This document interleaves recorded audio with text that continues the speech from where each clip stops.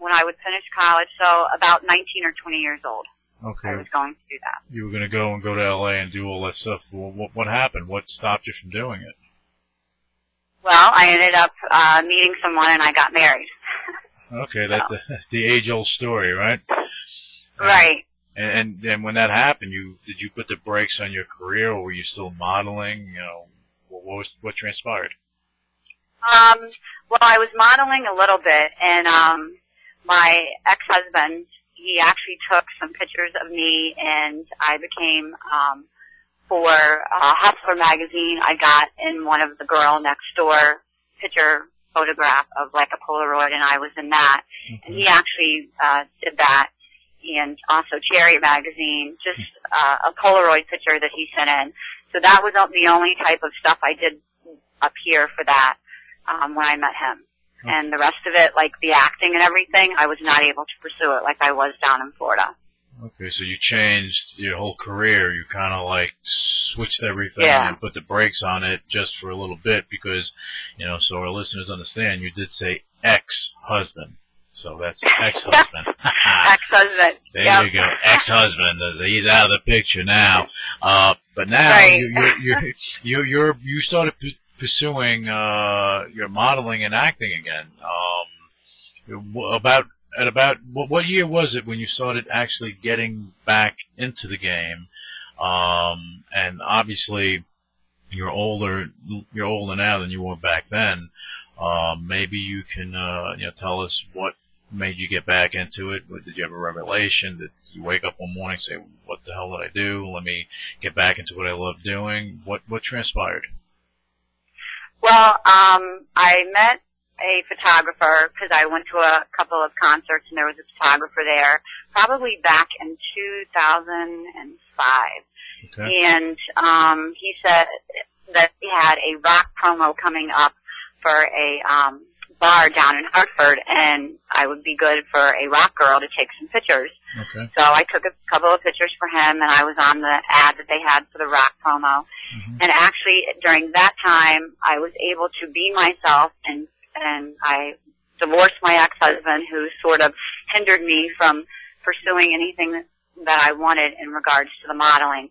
And then once I was free from that, I came, I guess you could say, out of my shell, and with help and from other photographers that I trusted, mm-hmm. and avenues to show me that were good avenues to go down, I was back to myself for the modeling, and that's how I'm continuing to do it. And I got good advice from other models and from people in this type of field, and that's what I did. So now I'm pursuing it more strongly, just as I was back in Florida. Oh, so you're back in the game full blast. You want to make this happen for you now, but I do. That's good. I think you're going to make it happen. I'm just I know that you did a couple of you did something where you did some sort of feature or something. I don't have it in front of me, but I know you did a feature for I think a website or something that you were doing.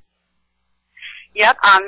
The website is called sexiestmomsclub.net. Hey, where you can just go online and put in Sexiest Moms Club, and then it'll bring you right to the website. And these are all women that have children or have had children. And the age bracket is any age, basically, as long as you have children. And I was featured for July as a military bombshell, and now I'm featured in September, which should be up, I guess, next week, as a secretary theme set. And then there's other pictures of me on there also, and the person goes on, and then it gives a little bio about me, and they can purchase the magazine online or make me as their screensaver if they want. Well, that's cool. They can have you on their computer. They can watch you all day. Yeah, they can watch me all day. So. Well, we don't want any creepy stuff, but they can watch you all day, and that's okay. Yeah, right? Yeah, right. We don't want to talk about that stuff, because who knows? I don't want to think about it. Anyway, let's get back to your career, because you took that break, and obviously you taking that break kind of wiped out a lot of prime time where you could have actually, during that time you could have had the opportunity to go to L.A., be in some of the big shows at that point because you were getting direction from photographers and agents and everything and telling you to pursue this, go for it, you have a future ahead of you, you put the brakes on it, and now you're getting back into it. But again, that was we're talking about 15 years later or so. Okay. Yeah. So now you being, and I know this is a touchy subject, but I think that your story would be interesting to some young model that's just getting into modeling or acting, and just to hear what you've done and what you've been through. When you took that break and now you're getting back into it, if you could roll back time, would you have still made the same moves that you made? Would you have taken that break? I would not have taken the break. I would continued on with it. Okay, and you would have just continued on with it and just have the support of the man that you were with, as opposed to you giving up your life for the person. I think that's a key thing that any woman out there should keep in mind. You have your dreams, your hopes, your everything. No need to give that up for anyone, for any man. It's not. Right. Yeah, it's not worth it. Exactly. Yeah, but I'll let you say it in your words so they can hear you and not me, because I'm a man and you're a woman. What I can say positively about giving it up is that I still had contact with some of the people in the business that became friends with me. For example, a makeup artist, I'm still friends with her, who was my very first makeup artist. She's now out in Las Vegas, and I'm still in contact with her. So I had avenues that were good and not misleading. Mm-hmm. And also up here, when I did give up part of the career, I was able to volunteer at Shriners Hospital, and I also worked for the Humane Society for the homeless animals. I gave some of my time to that. Let's touch on the Shriners Hospital situation. What were you doing over there with Shriners Hospital? Well, let's touch on each charitable thing, one thing at a time, because I find that interesting.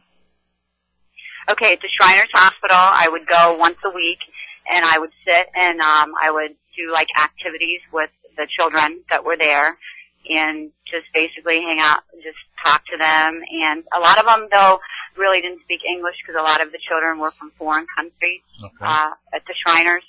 So we would just do cards or coloring or any type of activities with them. And I volunteered there for about a year or so. And then I also volunteered at the animal shelter because I love animals very much. So I would help just walk the dogs or go in and help clean cages or work the desk at the Humane Society. So that's what I did. I think that's excellent. So you are also, I guess, a humanitarian in certain respects. You're giving back. You're not just taking, you're giving back, and I think that's fantastic. That's a good attribute for anyone to have, to give back somewhat. Yes, and if I could financially, which is if I became, quite successful or had more monetary status, I would give part of the money, some of my money to keep these organizations going, especially in this tight economy. Oh, that's excellent. I wish that more.